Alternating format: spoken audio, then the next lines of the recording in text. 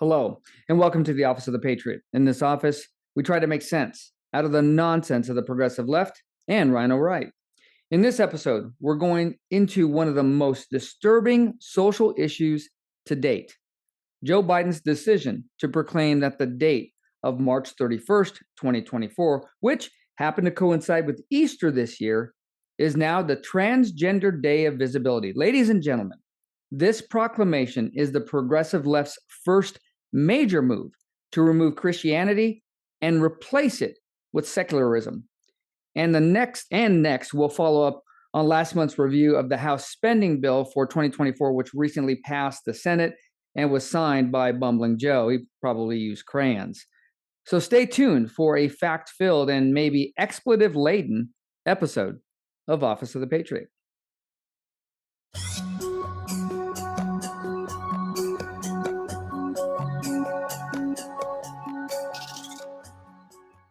Sacrosanct. The term refers to something being too valuable or important to be interfered with or changed. Essentially, this is the foundational block of whatever issue or concept we're discussing. So if we're talking about the law, a sacrosanct component of the law would be our Constitution. In this discussion, we're talking about the foundational beliefs of over 80% of Americans throughout the United States. Yes, ladies and gentlemen, that's right. Over 80% of the people in the United States believe in Christianity. And one of the foundational events in Christian dogma happens to be the resurrection of Christ, often referred to as Easter. Now, I don't know about you, but adding the recognition of another event on the same day of Easter probably isn't the smartest thing a sitting president can do. However, recognizing a fringe group of Americans that hold beliefs contrary to Christianity and the meaning behind Easter is definitely the stupidest thing a president could do. But ours did it. Bumbling Joe thought it would be a good idea to proclaim, under the power granted to him by the Constitution, whatever the hell that means, that March 31st, 2024, which again happens to coincide with Easter, is now the Transgender Day of Visibility. All right.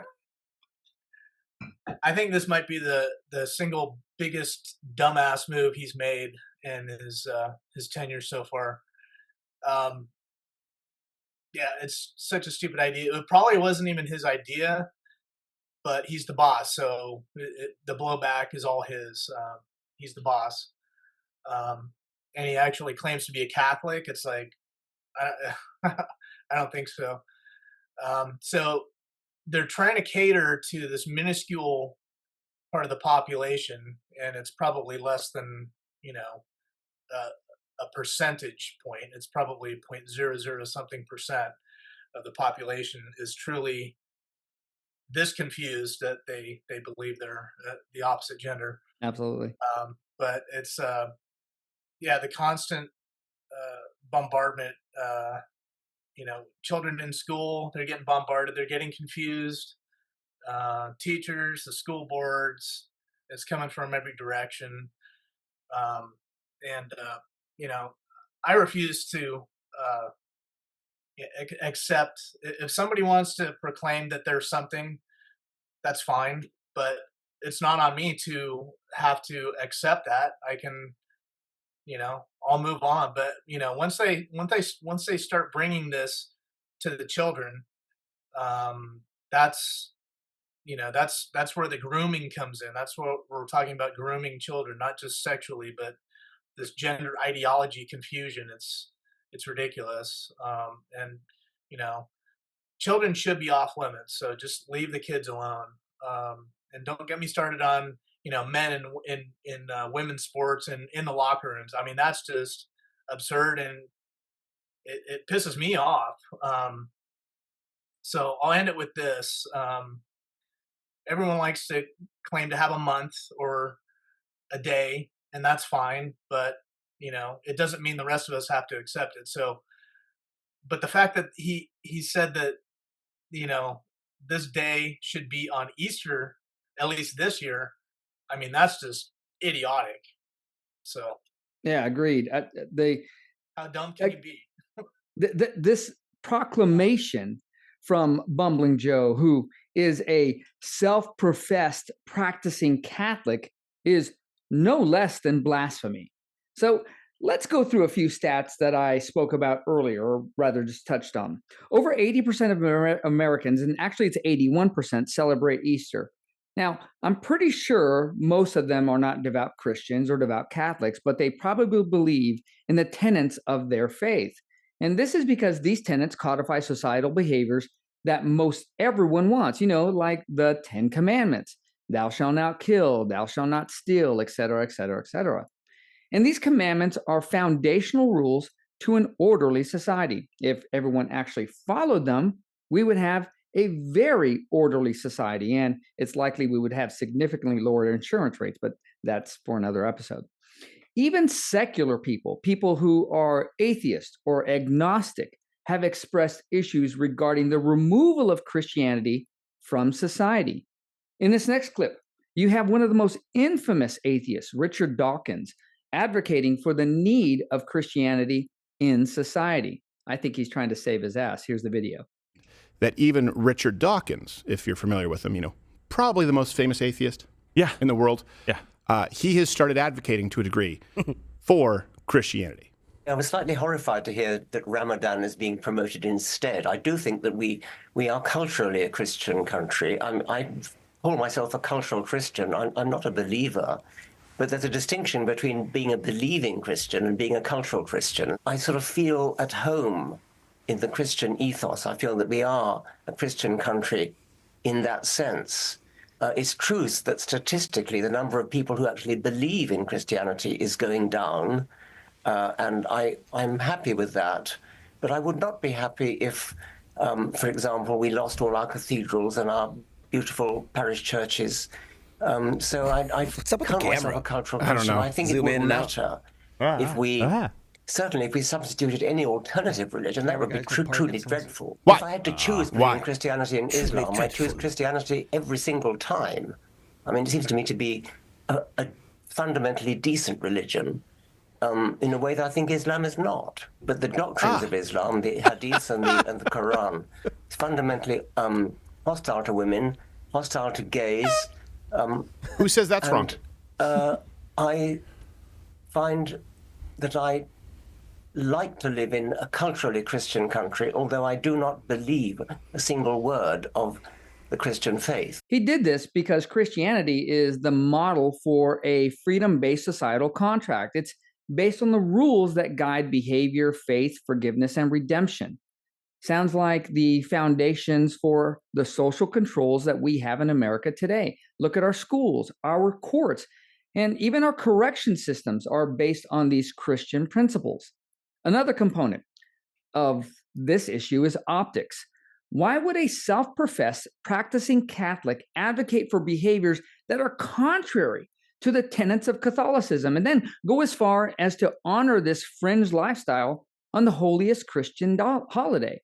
Could it be that he's just a lying sack of crap? Well, I guess it could be. But I think it's a little bit more nefarious than that. Democrats have been pushing for the removal of Christianity in all of its forms for quite some time. This is one of the reasons why the left is advocating for behaviors that idolize the person. Christians, or Christian principles rather, honor God before self, whereas secular principles honor self before anything. This is a huge movement in the educational sphere. Let's take a look at Yale University, for instance. They compiled a list of all holidays and celebrations in the United States except for two: Easter and Christmas. Go figure. So he basically took a giant dump on anyone of faith, of any religion, not just Christianity. But yeah, you're right. It's the holiest of holidays for Christians, or considered to be. And you're right.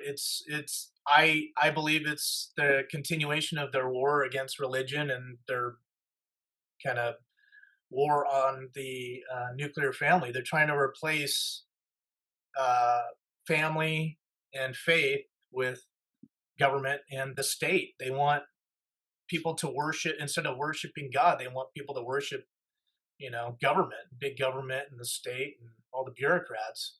Gives them more power, so why not? It makes sense if you're a power hungry bureaucrat, which pretty much seems like all the Democrats are, with a few minor exceptions, and most of the Republicans are as well. Yeah. So yeah, and the fact that I'll just end it with this. So we're both in our 50s, so we've lived long enough to see. We recognize, and I think everybody would probably agree with this. People of faith seem to be in general happier and more well adjusted. They have less. They tend to have less mental problems.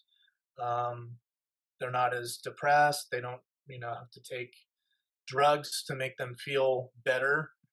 And they tend to treat others with a little bit more respect than, say, atheists do, at least in my judgment, what I've seen through my life. So Yeah, no, I would absolutely agree with that. I think that the idea of service before self is, again, one of the tenets of Christianity and pretty much all the foundational religions in the United States. If you're a Protestant or if you're a Catholic and that kind of thing. So yeah, that absolutely makes sense.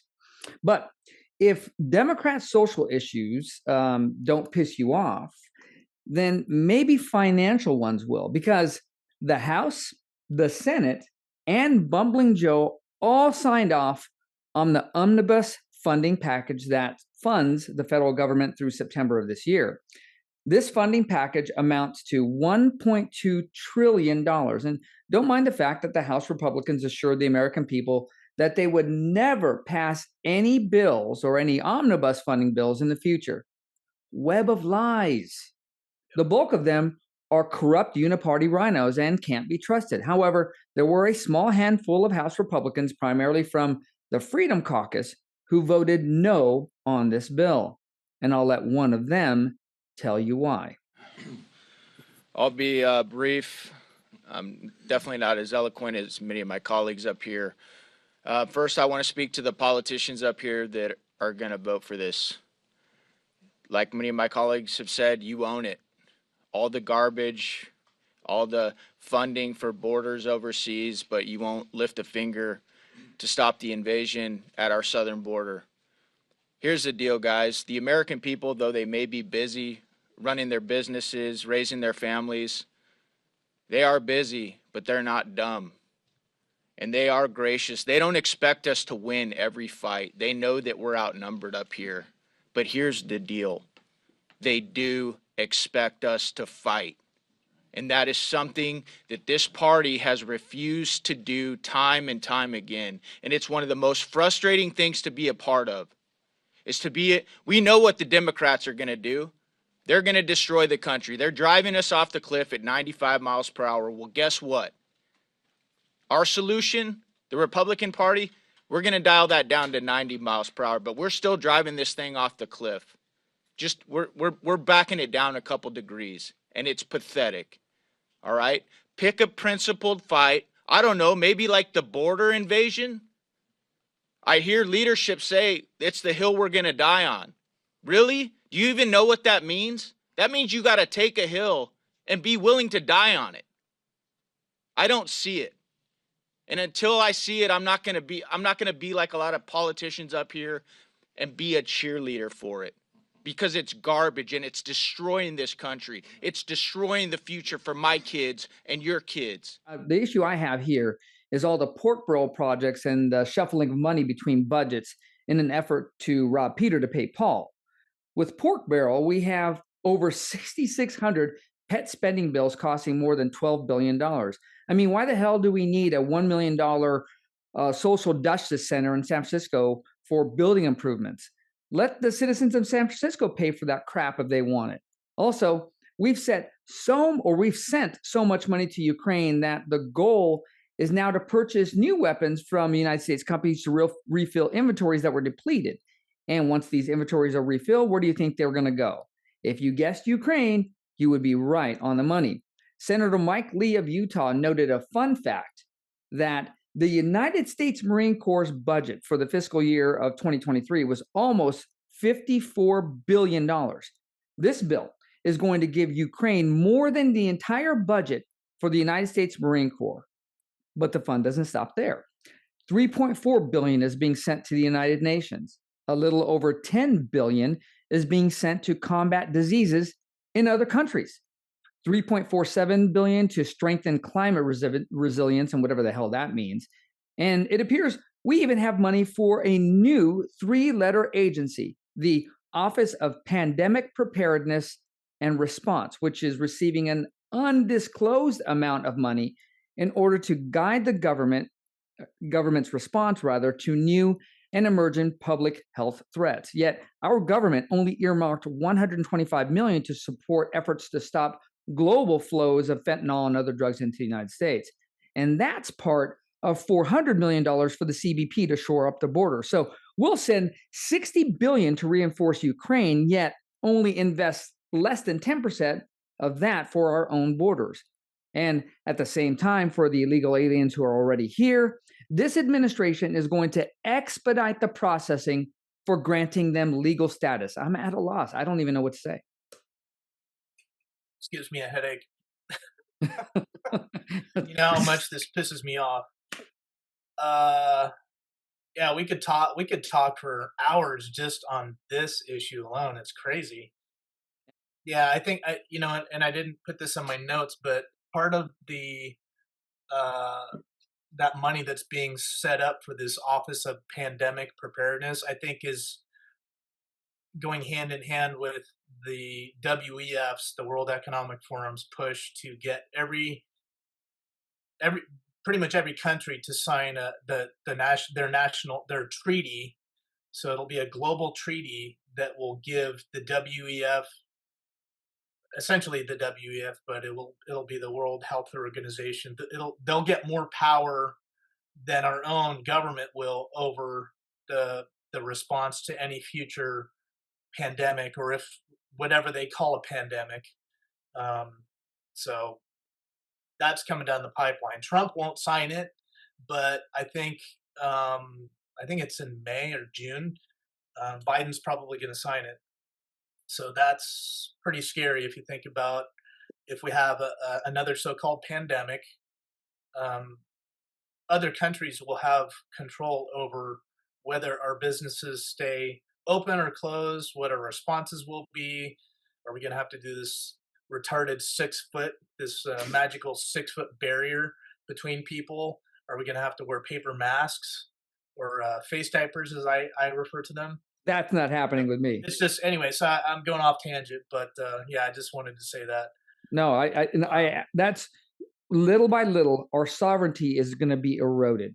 We're literally giving away our ability as Americans to make our own decisions, to guide our own lives, and to have some type of autonomy here in the United States. We're giving it away little by little. And I think that was, I agree with you. I think that's the overall plan. That was the grand design of many of the Biden policies. And that should scare everybody. Everybody that's listening, that should scare everybody. Yeah, absolutely. I absolutely agree. That's unchecked power that's out of the hands of our own country. It's just bizarre. Yeah. I one of my favorite politicians is Rand Paul. I know you love him too.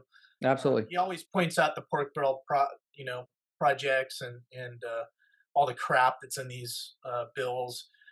So he's got some great videos. You can look him up, and shows some pretty asinine wastes of money. So if you want to check that out, yeah, we'll have to make it a point to put some of those videos on in the future. Rand Paul, we have a number of different, I would go as far as calling them honorable politicians that are currently in the House and in the Senate, who are basically fighting an uphill battle. They are fighting upstream, much like Trump is going to fight upstream again. A lot of people think bureaucracies work at the behest of the legislature and the executive branch.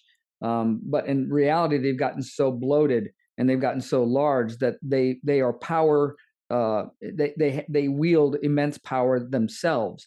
And I think the checks and balances, and I spoke to this in an earlier episode. I think Congress relinquished a lot of the checks and balances they have, and now they're trying to rein it back in.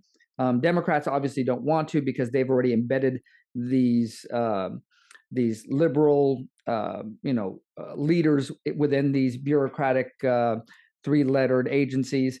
And so they're basically going to do their bidding. When you get a conservative House, or you get a conservative Senate, or you have a conservative president, their job at that point is to stop or stall any of those policies that would go through those process, the legislative process and the executive process. So yeah, I wholeheartedly agree. I think things need to change. We need to get back. It wasn't so hard just a little while ago when the differences between Democrats and Republicans were based off of fiscal policy. But now we've moved so far. People say, well, we should be able to reach across the aisle. Well, that aisle has grown immensely in width. And so I don't know that we can really reach across, because the fundamental beliefs that Democrats now have is so akin to socialist and communist ideology. And it is completely contrary to what we believe as free Americans. I think that's, again, to your point, that's where we're moving towards. And it seems at a much, we're gathering speed, we're getting momentum, we're getting there in a rapid pace. So exactly. And in the end, they're using these bills, in my opinion, I think you would agree with me for the most part, they use their legislative power to enrich themselves, enrich their friends in corporations and media, academia, and that money comes back through lobbyists giving them money for their campaigns, and who knows what else they're getting. I wouldn't have an issue with that, honestly. It's like I don't really even have an issue with that, and I'll explain why. If I hit the lottery tomorrow, and I'm speaking for me, and I'm gonna guess that you're pretty close to this. If we hit the lottery tomorrow, let's say we won $10 million, I would look at that and say, okay, I'm gonna pay off my house. I'm gonna buy, a couple new race cars. I'm gonna make sure my family, my kids are taken care of, and I'm going to travel. Right? That's how we would use our money. We would use our money to our benefit, and then obviously by virtue of the fact that we have friends and family, they would wind up getting a benefit as well. Politicians, at least ones who covet the idea of, what's the word I want to use? They covet the idea of power. When they do that, the problem there is money isn't the end for them. It's the mechanism. It's the tool they're going to use to get that power. They really don't care how much money they have, just how much control they can gain with the use of that money. So it's two different objectives. We have an objective to utilize money to make other people happy. They have an objective to utilize money to control people. And therein is the problem. I think it's probably both with most of these bureaucrats, but yeah. I see your point. Yeah. All right, ladies and gentlemen, I want to say thank you so much. This concludes today's presentation of Office of the Patriot. If you enjoyed the content, please take the time to like, subscribe, and share our channel on your social media. It is appreciated. Also, please take the time to comment. Engagement is the major metric social media platforms like Rumble and YouTube employ in their search algorithms. The more people that like and comment, the more the Office of the Patriot channel will come up when social and political content like mine is searched for. And as always, have a blessed day and stay safe out there.